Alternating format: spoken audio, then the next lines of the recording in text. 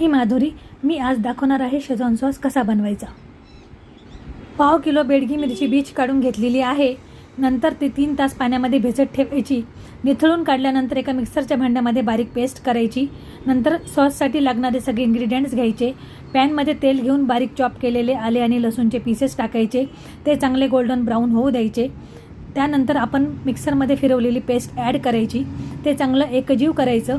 जोपर्यंत त्याला तेल सुटत नाही तोपर्यंत हलवत राहायचे.